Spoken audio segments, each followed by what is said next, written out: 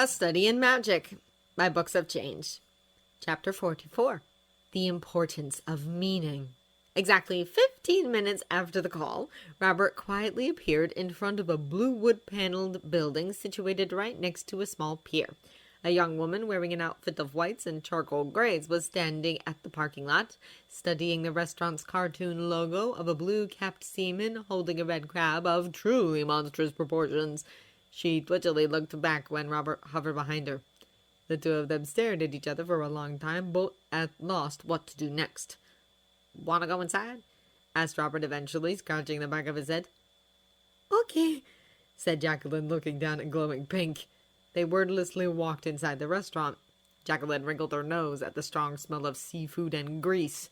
The waitress at the front led them to a small table next to one of the large windows and asked what they wanted to drink. Both Jacqueline and Robert ordered water and stared at brown wrapping paper covered table. "What do you like to order?" asked Robert, picking up the menu. "I never ate whole crab before," Jacqueline confessed. "My brother Jason usually makes bisque with them." "So you probably don't know how to detail a crab." "There's a way to do it?" "There's a way to do it fast without cutting yourself," Robert explained. Don't worry, I can show you how." They spent the next few minutes belaboring over the menu, debating the merits of fried crab cake versus broiled crab cake. Throughout the process, neither of them looked up to see the other in the eye. They eventually decided to order the crab basket, though Jacqueline warned Robert she'd probably not be able to finish even the snow crabs, which he happened to like, let alone the soft-shell crab and Dungeness crab that was included. Robert and Jacqueline studied their table after placing the order for another long mile. "So how did you get here?" asked Robert as he contemplated the box of Old Bay seasoning. "I so rarely want to eat anything. My family members go to absurd lengths to provide when I ask for something," said Jacqueline, turning pink again. "I asked my brother Jason during the lunch hour rush if I could have Maryland crab. He apparated me here immediately." Robert stared a bit. "He can do transcontinental apparition on a short notice." "There's very little he won't do for food." "Wow." There was another awkward pause. "Obviously, I was—" Robert started. "Robert, said Jacqueline at the same time. They both stopped and stared at each other. Then Jacqueline puffed out her cheeks. "Why?" she said almost petulantly. "Does that dreaded R word make everything so difficult?" "Probably because there's so much at stake," Robert mumbled. "It's worse when you've never had a proper one before." "You don't count your engagement to Jay as proper?" "I was pretty much letting her do everything she wanted. That's not proper." "That's horrible," said Jacqueline with much feeling. "Why did you?" "Let her do anything?" Robert asked. "Yes!" "I didn't know what the boundaries were," said Robert, scratching his neck. "It's not like Haley, Jay, to you, wanted to have sex after the second date or something." Jacqueline cringed and shuddered at the same time. "Don't mind me, I don't like talking about it." "It's okay, I'm the king of awkward," said Robert, grinning lopsidedly. "You can't possibly do or say something I'll find awkward because I've probably done it already and have done it worse." "I know," sighed Jacqueline. "I'm not worried about offending you. I only worry that I'll fail to do what is right. For this conversation to go well, I realize we must be open and honest, but I don't know how this looks like exactly. I hate not knowing what to do." "You don't do well with failure, do you?" said Robert knowingly. "Well, you have questions. Why don't you ask them, and we can go from there?" "And you don't have questions for me?" Jacqueline quipped. "If I had them, I forgot what they were like 20 minutes ago." Jacqueline scowled. "Fine," she said tartly. "Robert, why do you... She made a tiny noise of distress and turned so red the waiter looked at her with concern. "No, I can't say it. You're not hearing. Are you using it?" "I can't turn it off," said Robert, blinking. "How did you know?" "When you answer to words spoken behind noise-canceling screens, Robert, there are only two explanations. The noise-canceling charms are not working, or you are using thought-hearing spells. The noise-canceling charms were in perfect working order. Therefore, by process of elimination, you are using thought-hearing spells." Robert gaped a little. "I thought they were just there to divvy up the space. I heard the instrument sounds." You were probably hearing the music the student was making inside the hat. Need to keep in mind when someone decides to sing inside his head, Robert muttered. You better look at this. Robert unbuttoned the top button of his pink shirt that had large white and black half-moon patterns, put his right hand under the left side of his collar, and tilted his head the other way. There, on the crook between his neck and shoulder, was a small ornate tattoo glowing red under his hand. Who did that to you? Growled Jacqueline in a low voice. Robert blinked at her briefly. You're very angry. That thing is a curse, Robert, designed to drive the victim mad with the thought they were here in close proximity to other people. Isn't the sound of all the thinking deafening to you here? I've learned to live with it, said Robert as he withdrew his hand. You can't take it off. Who put it on you? Asked Jacqueline again. He's dead. It doesn't matter. I want to know. Do hay see him, confessed Robert. I was a bit psychotic when I was a kid. I decked his head with a log once when he was supposedly in a state of moo sign, because I wanted to know if he really had joined the emptiness, moo, therefore above thought and consciousness. It didn't occur to me his body might still get hurt. He put it on me to give me a sense of empathy that I was clearly lacking. How old were you? 6, 7. I don't know how old I am exactly. I only know it was about 28 years ago. Jacqueline leaned her head against her left hand, resting the corner of her left eyebrow on top of the fingers. I can see how it happened, she said, fuming quietly. I can even picture myself doing it if pressed to the limits of my patience. But what he did to you was wrong. He certainly regretted it because I became even more psychotic afterwards, said Robert. He taught me a way to cope when he couldn't find a cure. I can turn down the influence to a bare whisper up to 30 hours, but it takes a lot of concentration, so I only use it at work. Hence your switch, said Jacqueline. Your inability to act like a normal human being except on a phone makes perfect sense. She sighed a little. Is that why you broke up with Jane? No, said Robert, blinking gormlessly. At the risk of sounding like a sparkly vampire, Haley was one of the few people I couldn't hear much except what they were actually saying. The other persons are you, Dumbledore, and Snape. I actually found this unsettling rather than, oh my gosh, I love you. Knowing what the other person is really thinking does have its advantages, said Jacqueline, smiling crookedly. And it helped me really consider what I was doing before it was too late, said Robert. Let me ask you this. Do you have something or someone that you can't live without? A something or someone you love so dearly, should it vanish or proven false, your entire life would collapse. Jacqueline just looked at Robert for a moment with a tiny frown wrinkling her eyebrows. There are a lot of ways to answer that question, she said eventually. But can you first tell me what is yours, so I can get an idea what kind of answer you were expecting? Robert smiled faintly. Of all the people who wanted to start something with me, you and Haley were the only ones who even bothered to ask me that. So what is your answer? Jacqueline repeated. For me, it is Jesus, Robert replied. When I said that to Haley, she gave me the side eye. Didn't understand.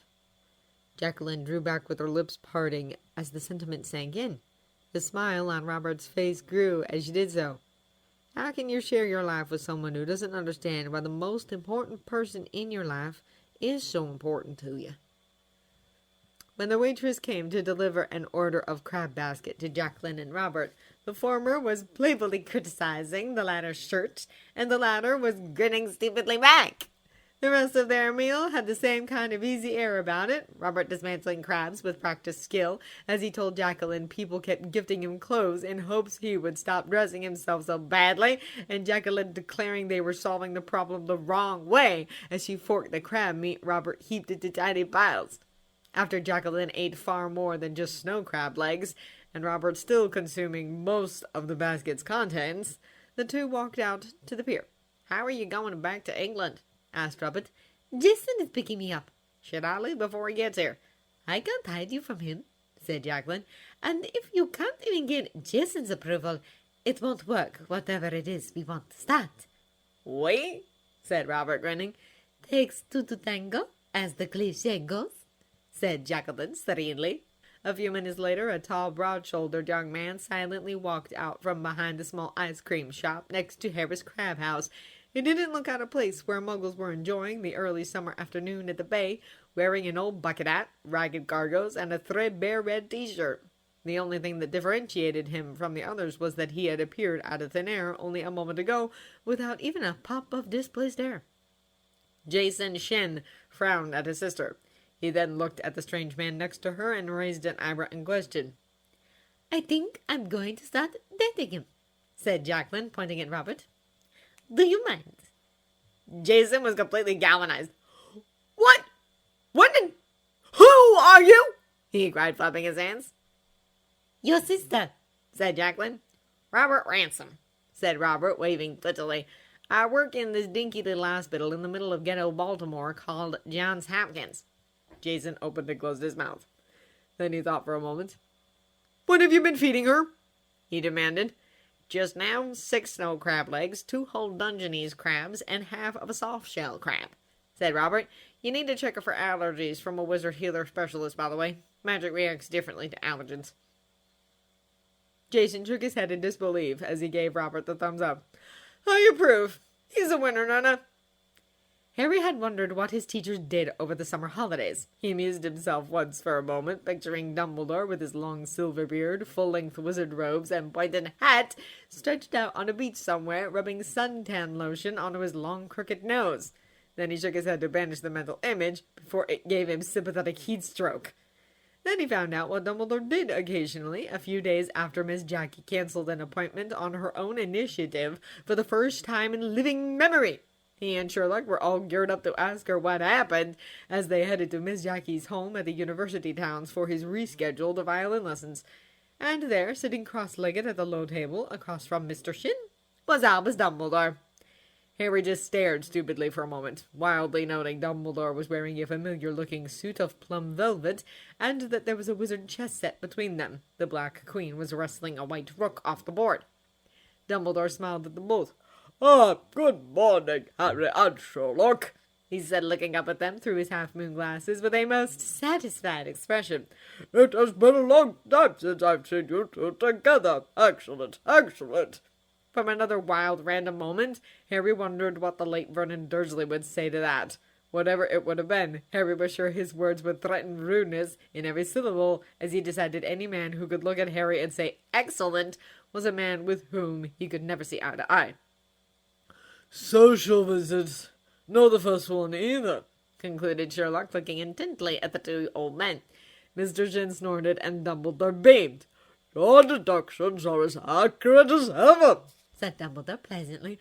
I assume you have concluded the number of my visits from the wear patterns of my one and only Muggle suit, though I wonder how you deduced this is the only one I own. How is John? A non-frivolous academic man like you has no reason to own more than one all-purpose suit. John is doing well, thank you, though complaining a lot more now that Hamish is getting more active. Goodness, you're going to name your son Hamish? It's my provisional name, said Sherlock gravely. John insists on calling him Benedict. What a lovely name, said Dumbledore in approval. Aren't you, Harry? Are you airing out your overstuffed brain?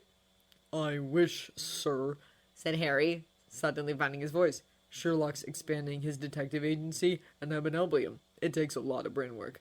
This is for Benedict, I assume. Harry shrugged noncommittally. He's taking more small, less interesting cases. I look over them and try to solve them. Sherlock reviews my results. You're guessing better, said Sherlock, nodding once. You have the power of observation and that of deduction. You're only wanting in knowledge, and that may come in time. Harry felt himself go hot in the face as he looked down, feeling extremely pleased. How about Sirius? How is he keeping himself occupied? Asked Dumbledore. Harry and Sherlock shared a look as they started to chuckle uncontrollably. John created a job for him, said Sherlock between his rumbles. He's enjoying it very much. Has it any relation to your expanding business operations? Perhaps. Dumbledore stroked his bushy moustache as he studied Harry and Sherlock with twinkling eyes. Under what circumstances did the job come about? He asked. A rather interesting one, Sherlock replied. I really can't say more. Sherlock and Harry left the living room right after this, Harry starting his violin lessons, and Sherlock to just leave. However, Harry had a feeling Dumbledore had a very good idea what the interesting circumstances were. The first time Sirius Black met Mycroft Holmes, he turned him into a pig. He thought himself thoroughly justified because the man had the nerve to kidnap him off the street. After a botched attempt to have drinks with Remus and Lestrade at the Leaky Cauldron, Sirius had been dejectedly walking back to Baker Street, and the public phones kept ringing along the way. He finally gave in and entered the closest telephone booth to pick up the phone. The voice on the other end simply said, "Get into the car, Mr. Black." He was quickly stuffed inside a black car by two burly black-suited men and then taken to an abandoned warehouse where a smartly dressed muggle man leaning on an umbrella stood waiting. The moment Sirius stepped out of the car, he transfigured the man into a pig and apparated to Baker Street directly. Sherlock bemoaned the lack of video evidence of the event after laughing for over a minute when Sirius told him what happened. John informed Sirius who the man was after giggling for a long time. "There is something seriously wrong with your brother," Sirius said, glowering. "It's a family trait," said John. "Go and change him back. He's the British government. We can't have a pig embodying our government bound for Queen and country." "Do I have to?" Sirius groused. "If he's the British government, he probably has a squad of wizards working for him illegally already. Considering your kind's attitude toward non-magicals, doubtful," said Sherlock. "And don't go just yet. Let him suffer." "Don't listen to him," said John sternly. "Just hurry up and go. You're just going to make things harder for yourself the longer you stall." Sirius huffed and disapparated. He returned a minute later and reported Mycroft Holmes, also known as British government, was his original priggish self. A female agent tried to kill him after he'd retransfigured Mycroft, but he avoided the attempt just fine. In fact, it was nice to risk his life and limb for a change. It was very exciting. "Bored with your mandatory mucking around having PTSD, aren't you?" John commented. "Oh, yeah," said Sirius, thinking about the long empty hours lounging inside the wizard tent John had set up on the roof for his temporary residence, because there was no way in hell he'd go back to Grimmauld Place for Creature's lovely company after suffering months of it. Harry visited him daily, and vice versa, but damn it, Harry had his own life, his own friends to spend time on. "I heard you were exceptionally bright as a student," John went on. "One of the best," Sirius replied. "Quite the troublemaker, too." "Yes." "You're used to working around the rules, then, being a rebel?" "Of course, yes. All my life, pretty much." John grinned. "I've got a job for you. Are you interested?" "Oh, more than yes!" said Sirius, grinning back. The job John had in mind was that of a general utility man for Sherlock's private detective enterprise. In the past, Sherlock worked closely with John for most of his cases, but doing legwork together was no longer possible due to John's pregnancy. Sherlock refused another partner, saying they were either worthless or else biased, and John didn't want him to work alone because Sherlock had a tendency to turn stupid in the dumbest way possible at the heat of the moment. John's words exactly. The compromise they reached, after a lot of shouting, was delegating the routine legwork to agents, with Sherlock focusing on brain work unless the case required personal touch. Being a wizard and an experienced prankster made Sirius well-suited for the routine business of gathering data for Sherlock. For the small cases, he got to work with Harry. For the cases that garnered Sherlock's interest, Sherlock worked with Remus and Lestrade to collect the requested data. When he returned to Baker Street to report, Harry and John joined and listened to Sherlock's deductions with rapt attention. It was like having James and Lily back again, except not really. "You're acclimatizing to the non-magic world amazingly well," John remarked after Sirius managed to collect a target's whereabouts for the last 3 months in less than 12 hours. Sirius shrugged. "I have a strong incentive." "Don't like the notoriety," said Sherlock too accurately. "Yeah, whatever," said Sirius dismissively, but inwardly he shuddered. Because it was true. The attention he received whenever he braved the Leaky Cauldron or Diagon Alley was suffocating and often plain frightening. He didn't know why. He used to revel at attention. It was as if the Dementors had sucked away his old personality and left a broken echo that was never to be restored. "What do you do when you don't know how to act like a muggle?" Harry asked. "I pretend to be foreign," said Sirius. "Locals are generally helpful to explain. I work from there." "Are most of the locals you talk to young women?" Sirius looked away, grinning. "Maybe." "You dog," said Jack in mock disapproval. "If only wizards were sensible like you." I'm a rare breed, said Sirius proudly. Sirius talked Remus into doing a flat share with him in 221C, after working for Sherlock about a month, convincing his old mates that he should pay most of the rent, since Remus was going to spend most of his time at Hogwarts. Mrs. Hudson, the landlady, was delighted to find someone to lease the old dilapidated basement flat, and happily supplied tea and biscuits when Sirius and Remus started moving in. "You won't need another bedroom, I suppose," said Mrs. Hudson, as she deposited a tray. Why do you ask that? Said Remus, frowning. "In case you're nervous," said Mrs. Hudson. "You don't have to worry, you know. We have all sorts around here. Mrs. Turner next door got married once." Neither Remus nor Sirius understood what she meant. They only hoped Mrs. Hudson wasn't talking about wizards and witches in an interspecies relationship, because that would have posed a serious problem. For one thing, John and Harry had declared a blanket ban against using memory charms on the dear old lady, and Sirius was certain John was absolutely serious about taking a gun at him should he fail to comply. Thus Sirius spent his days rarely bored or unproductive. Before he knew it, Harry's birthday was almost at hand. Sirius was contemplating what to get him when he arrived at the crime site Lestrade called him to.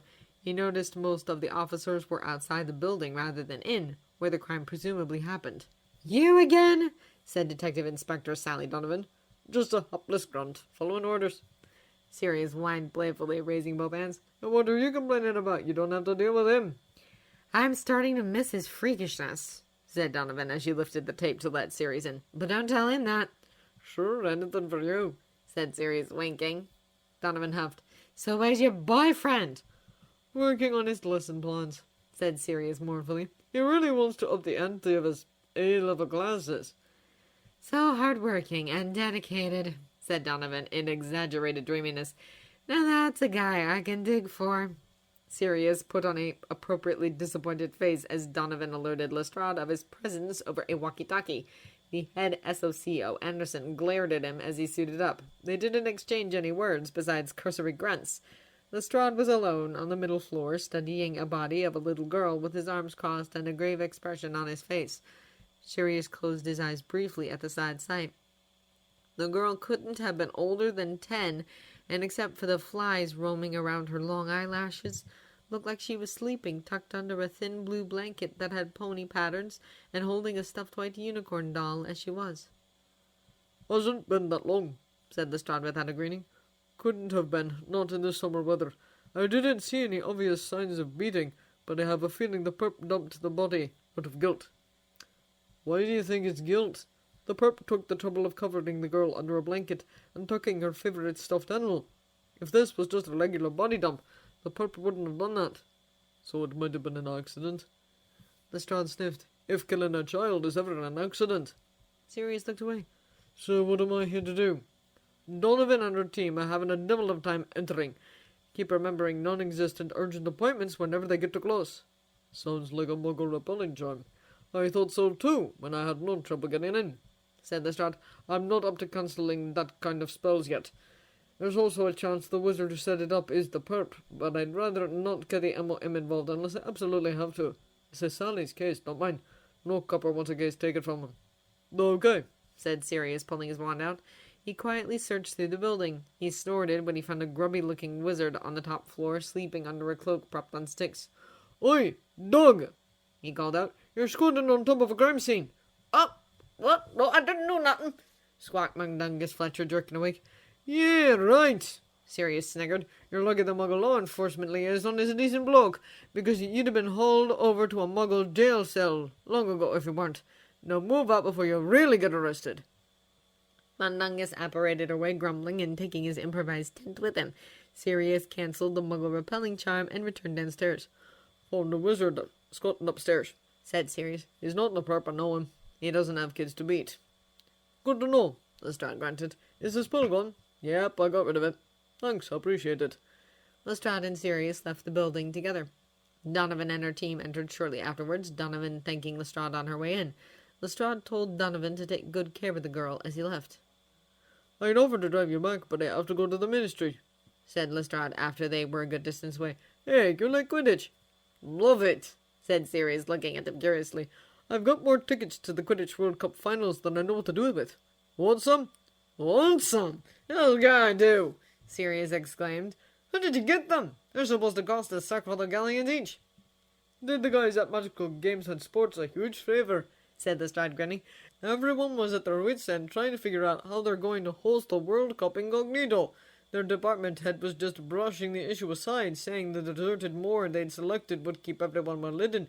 But you need an excuse for why 100,000 magic people are heading to an empty moor, yeah? I gave them the perfect cover." Sirius was intrigued. "What was it?" Lestrade's grin broadened.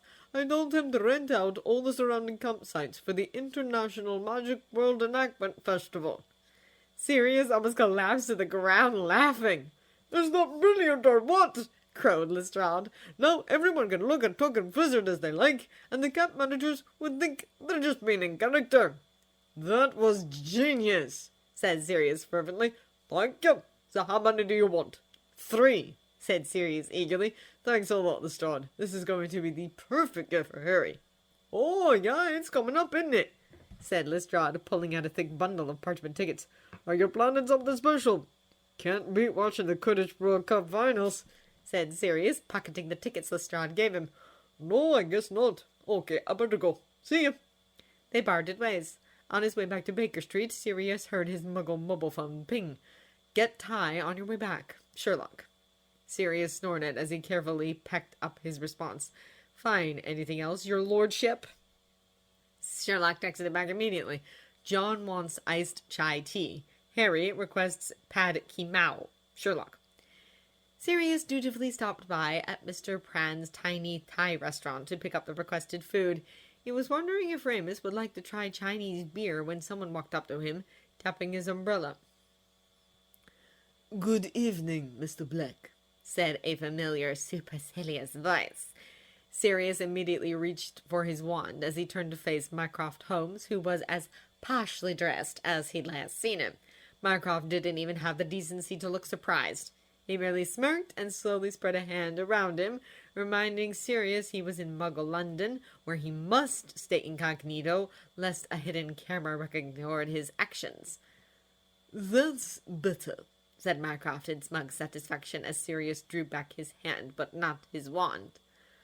"I should also mention, to prevent you from taking aggressive measures against me, I've taken some insurance." "Like what?" Sirius demanded. "I had the entire incident taped. Rather embarrassing, but quite necessary. You don't want the video leaked, now do you?" Sirius glared at the man for a long time. "What do you want?" "This isn't a good place to talk." Sirius stubbornly planted his feet. "Your brother is expecting me back soon. You know how he's like." "Considering I've known him since he was a squalling, red-faced infant, yes, I do," said Mycroft. "Do come along, Mr. Black. I shan't delay you for long." Sirius rolled his eyes. "Fine. You'd better pick up the tab, too."